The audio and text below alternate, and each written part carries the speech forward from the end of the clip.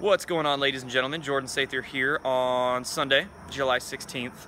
I'm in Texas right now, super hot here, and in a couple days I'll be going to Las Vegas, where it's even warmer. And I'll tell you why I'm going to Las Vegas in a second here, but I want to discuss something with you before that. So just the other day, I saw this news article circulate around the interwebs discussing NASA, and a spokesperson from NASA claimed that they no longer have the money to send their manned missions to Mars by 2030. So NASA is claiming that they're broke. But let me ask you this, right? On September 10th, 2001, literally the day before 9/11, Donald Rumsfeld was on the Senate floor being questioned by ex-Congresswoman Dr. Cynthia McKinney. I actually talked to her just the other day. And he was admitting that there was $2.3 trillion missing from the Pentagon. Literally missing. It couldn't be accounted for. Now, 2 years ago, right? Fast forward 15 years later from 2001 to 2015. In 2015, a DoD report stated that that number that's unaccounted for, right? Unaccounted for, is now up to $8.5 trillion, at least, right? And that's in 2015, just from the Pentagon. Then you can take into account all the other sources of money that are siphonable from tax records or black market money or what have you.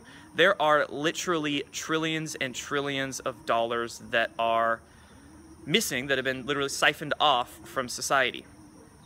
So now let's ask that question again. Do you think NASA is actually broke? Another question, where the hell is all this money? What has it gone to? And to answer those questions, that's why I'll be going to Las Vegas, because in Vegas next week is the MUFON Symposium, MUFON, the Mutual UFO Network. And at this symposium, at the Marriott in Vegas, there will be hundreds of MUFON members. To be a MUFON member, you have to be an academic researcher, and the majority of members of MUFON are PhDs, are doctorates. And the title of this symposium is The Case for a Secret Space Program.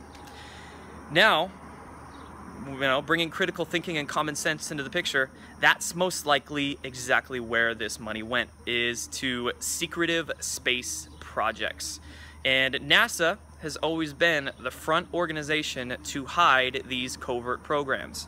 And at this symposium, I'm going to ask as many people as I can where the heck they think this money went.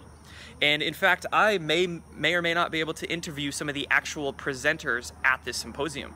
Some of these presenters include Gary McKinnon is going to be there.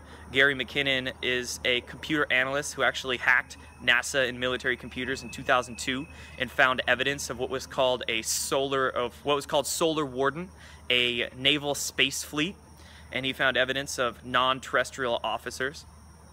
Also presenting is Dr. Robert Wood, who graduated with a PhD physics degree from Cornell University and went on to work at Douglas Aerospace for 3 or 4 decades. Now, he wasn't read in on any of these what are called unacknowledged special access projects, or USAPs, but he started questioning, and he's been looking for answers ever since.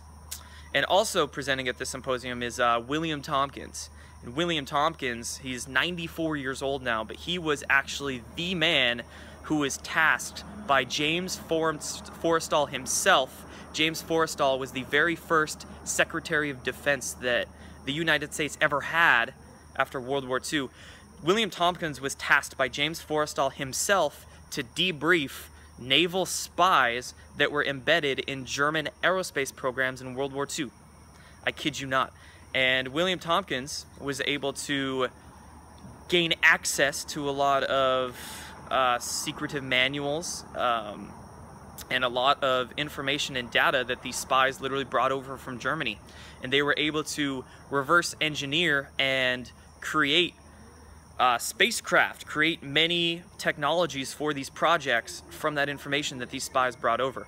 William Tompkins himself was actually tasked to disseminate this research to different naval laboratories and research organizations.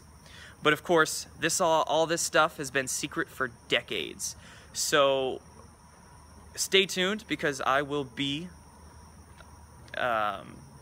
finding out where this money's went. I'll be finding out exactly what is in these projects. I'll try to get as much information as I can and continue sharing it with all you guys. So stay tuned. There'll be a lot more coming out. And as you can see, all of this information, it's becoming almost mainstream now. I mean, we literally have a conference in Vegas that thousands of people are going to be at, titled A Case for a Secret Space Program. So it looks like NASA is trying to cover their ass as much as they can, act like they don't have any money. And funny enough, the very same day earlier this week that NASA claimed that they're broke, Elon Musk, with his private SpaceX corporation, was pushing real hard for extra money and extra support from the US military and Congress for privatized space programs. So as you can see, a lot of these, what they're trying to do is make a lot of these public space programs go private on the official level, because private corporations aren't subject to Freedom of Information Act requests. So they're trying to cover their ass, they're trying to hide as much of this information as they can, but you know damn well that they can't hide it. It's coming out, and I'll be reporting it.